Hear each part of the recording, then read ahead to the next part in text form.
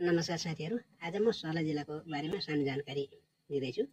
Video सुरुदेखि अन्त्यसम्म नछुटाइकन हेर्नुहोला। यदि सर्लाही जिल्ला सम्बन्धी जानकारी लिन चाहनुहुन्छ भनेदेखि सर्वप्रथम त सर्लाही जिल्लाको नामकरण कसरी रह्यो भन्ने विषयमा धेरै भनाइहरू रहेका छन्। तर एउटा स्थानीय भनाइअनुसार चाहिँ सर्लाही जिल्लामा हेमपुर गाउँ विकास समितिमा एक सरला देवीको मन्दिर रहेछ र त्यो मन्दिरको नामबाट जिल्लाको नामकरण भएको रहेछ।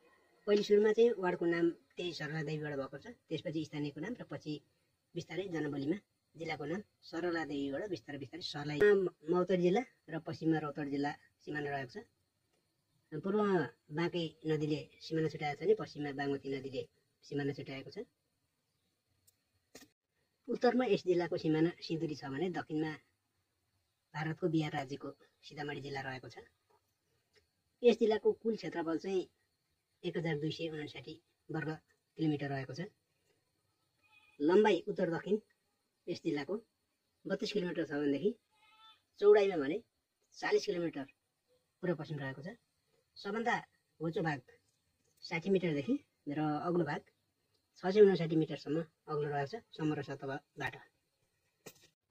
यस जिल्लालाई भौगोलिक हिसाबले जम्मा 3 भागमा बाँडिएको छ। चुरे पर्वत, बिचमा चुरे भाबर र दक्षिणमा तराईको समतल भूभाग। जनसङ्ख्याको कुरा गर्ने हो भनेदेखि 2001 अथवा 2058 अनुसार 6,35,701 जनसङ्ख्या रहेछ।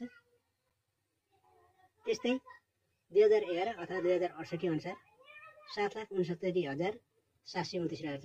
त्यस्तै 2021 अथवा 2078 को जनगणना अनुसार 8,62,470 रहेको रहेछ। यस जिल्लाको टेलिफोन कोड नम्बर 046 हो। Time UTC